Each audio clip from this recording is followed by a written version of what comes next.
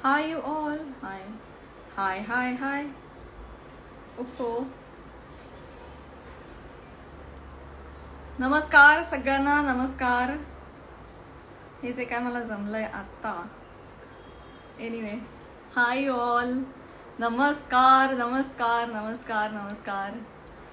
So तुम्हा सगळ्यांचं स्वागत आहे प्राजक्त राज पारंपरिक मराठी साजच्या आजच्या लाईव्ह मध्ये.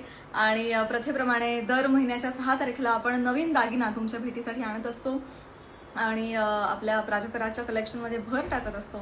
सो आजही नवा दागिना इन्क्लूड होणार आहे आणि मला फार आनंद होतो हे सांगायला की हा एकतर तुम्हा सगळ्यांना माहिती आहे ब्रँड हा आहे की 100 वर्ष आणि त्याहून जुने फक्त मराठी अलंकार आणि तेही त्यांच्या मूळ डिझाईनमध्ये.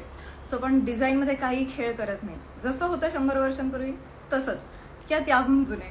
तर आजचा हा जो दागिना आहे तो फक्त सोन्यातच घडवला जात असेल आणि तो आत्ता इतका रेअर झालाय. फक्त आपल्या आजी पणजी खापर पणजी ह्यांच्या गळ्यात आपल्याला बघायला मिळतो, जो मी आत्ताच तोडलाय. आणि सो एनिवे सो आजचा दागिना आहे अष्टपैलू कंठी.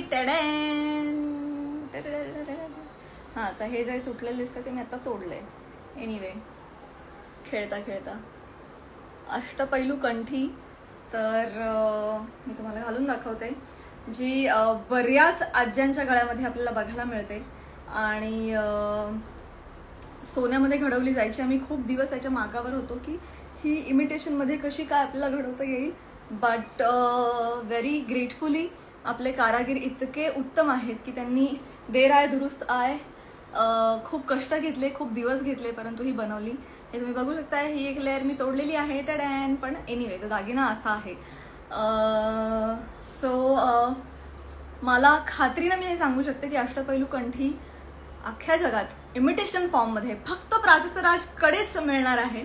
कारण एवढ्या कष्टाने कोणी बनवलं नाही. इनफॅक्ट इमिटेशनमध्ये दागिने फार कमी घडवले जातात आणि मला असं वाटलं की आपलंच हे जे एक ऑनलाईन स्टोअर आहे जिथे आपण हात धुवून मागे लागलो तर आपल्याला मिळणार आहे. So here we are. अष्टपैलू कंठी इमिटेशन फॉर्ममध्ये म्हणजे सोनसळामध्ये याची एंट्री झालेली आहे. ऑलरेडी म्हाळसामध्ये म्हणजे चांदीच्या दागिन्यांमध्ये आपण अष्टपैलू कंठी इन केली होती, पण सोनसळामध्ये घडवणं खूप अवघड आहे. कारण कॉपरमध्ये आपण दागिना आधी घडवतो, मग त्याला सोन्याचं लेपन करतो.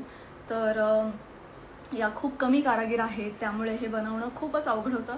बट फायनली हे बनलेलं आहे आणि हे गोड बनलेलं आहे. छान आहे. नाजूक, अतिशय नाजूक असा दागिना जो आम्ही शोधत होतो की सोनसळामध्ये थोडा मिड लेंथवाला पण नाजूक दिसणारा असा दागिना आम्हाला हवाय आणि म्हणूनच आम्ही हात धुवून मागे लागलो आणि आम्हाला मिळालेलं आहे अष्टपैलू कंठी सोनसळा कलेक्शन.